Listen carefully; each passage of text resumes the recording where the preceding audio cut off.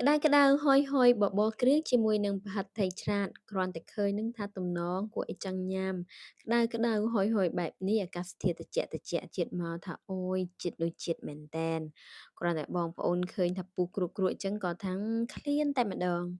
ហើយគ្រឿងផ្សំនេះមានដូចជាប្រហិតថៃឆ្លាតនេះយកប្រហិតថៃឆ្លាតសុទ្ធគឺឈ្ងុយហើយឆ្ងាញ់បុកទៅស្វិតល្អ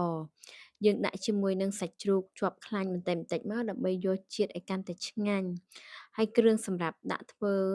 បបរហ្នឹងនេះគឺយើងដាក់គ្រឿងសម្រាប់ធ្វើទឹកត្រីកោះកុងជាមួយនឹងផ្សិតសម្រាប់ដាក់ចូលទៅក្នុងបបរសម្រាប់ផ្សិតបងប្អូនអាចដាក់ផ្សិតទៅតាមចំណង់ចំណូលចិត្ត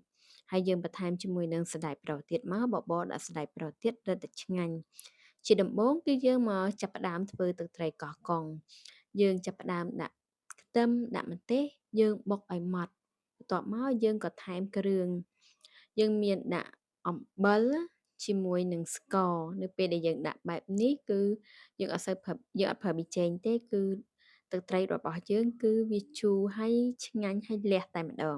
ហើយយើងច្បាច់ជាមួយនឹងក្រូចឆ្មាដាក់ទៅថារឹតតែជាតិបន្ទាប់មកយើងចាប់ផ្ដើមកូរឲ្យសព្វទៅឲ្យវាចូលជាតិទៅដួសដាក់ចានទុកមួយដុំគឺរួចជាស្រេចតែប៉ុណ្ណេះគឺបានទឹកត្រីកោះកុងអូយកូនខ្ញុំមកជួយមែនតែនថាបុកនេះតម្រាំតែកាត់វីដេអូបានគឺកូនមកជួយតែម្ដងគឺជួយកូរ ឥឡូវយើងមកបុកប្រហិតត្រីឆ្លាតម្ដង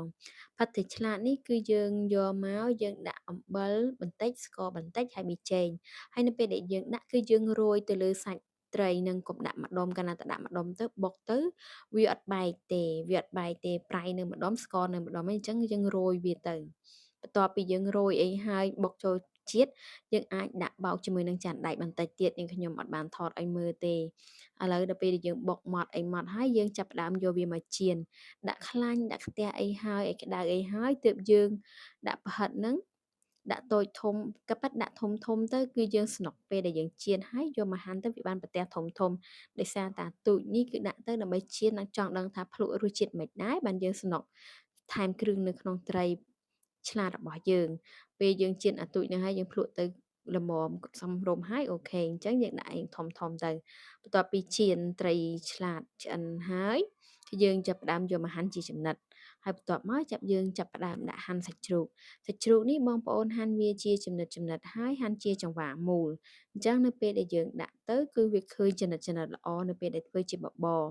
ហើយសាច់ជ្រូកនេះបងប្អូនអាចដាក់សាច់ជាសាច់ក៏បានជាឆ្អឹងក៏បានដើម្បីយកជាតិតែបើខ្ញុំដាក់សាច់ដើម្បីពេលញ៉ាំទៅវាមានសាច់មានអីទៅក្នុងហ្នឹង ហើយនេះគឺដល់ពេលដែលយើងចិតហើយគឺវាឡើងច្រវាមូលចឹងមកយើងដាក់ចូលទៅក្នុងបបរគឺរួចជាស្រេចយើងចាប់ផ្ដើមមកចិញ្ចាំខ្ទឹមនេះយើងដាក់ខ្ទឹមបំពងសម្រាប់ដាក់បបរយើងចិញ្ចាំឲ្យម៉ត់បន្តិចទៅហើយបន្ទាប់មកយើងចាប់ផ្ដើមយកមកបំពងពេលដែលយើងបំពងហ្នឹងយើងដាក់ឲ្យល្មមថាឡើងពងក្រងហើយយើងដួសទុកមួយដុំ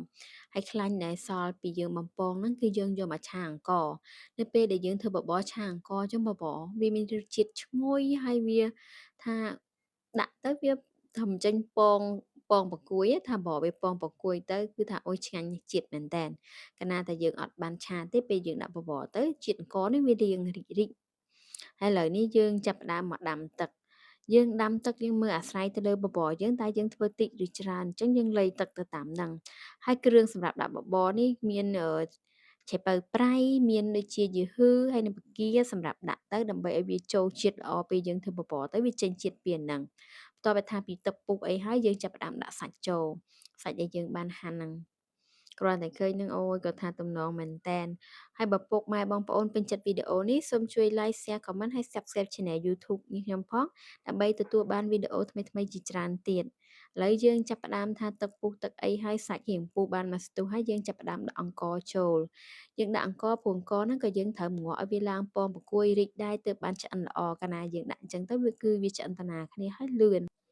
នៅពេលដែលបបរចាប់ផ្ដើមឆ្អិនយើងក៏ភ្លក់មើលថាតើវាខ្វះរសជាតិអីព្រោះវាបានចេញជាតិពីឆៃពៅហើយនឹងគ្រឿងដែលយើងបានដាក់ឥឡូវឃើញថាវារៀងសាបអញ្ចឹងយើងខ្ញុំថែមអំបិលហើយជាមួយនឹងស្ករបន្តិចដើម្បីឲ្យវាមានជាតិបន្ទាប់ពីថាបបពុះអីគ្រក់មើលទៅទំនងចិត្តឡើងពងប្រគួយអីហើយឆ្អិនគឺយើងចាប់ផ្ដើមដាក់បន្លែជាមួយនឹងប្រហិតត្រីឆ្លាតដែលយើងបានចៀនហ្នឹងបន្ទាប់មកយើងទុកឲ្យវាពុះវាអីហើយគឺថាអូយចាប់ផ្ដើមដល់វគ្គឃើញ គ្រាន់តែឃើញហ្នឹងគឺថាឃ្លានតែម្ដងញ៉ាំបបរអស់ច្រើនមែនតែនឥឡូវនេះថាចាប់ផ្ដើមពុះហើយអូយមើលទៅទំនងមែនតែនបងប្អូនអើយគិតទៅកាលពីទូចយើងធ្វើបបរផ្សេងដល់ពេលឥឡូវយើងចាប់ផ្ដើមមកធ្វើជាប្រហិតត្រីឆ្នាតមាន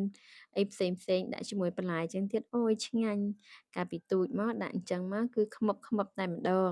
ឥឡូវយើងចាប់ផ្ដើមដួសដាក់ចានប្រើៗ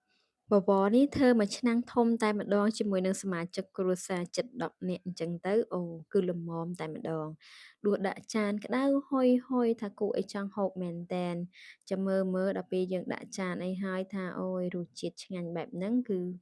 អស់ជាច្រើនតែម្ដងឥឡូវនេះយើងមកមើលថាអូយើងដួសដាក់មួយចានទៀតមកនេះ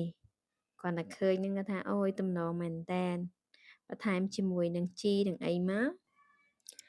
ខ្ទឹមបំពងទឹកត្រីកោះកុងហើយបន្ថែមជាមួយនឹងគ្រឿងបើសិនជាយើងចង់ដាក់ម្រេចដាក់អីទៀតមកអូយចាប់ជាតិមែនតែន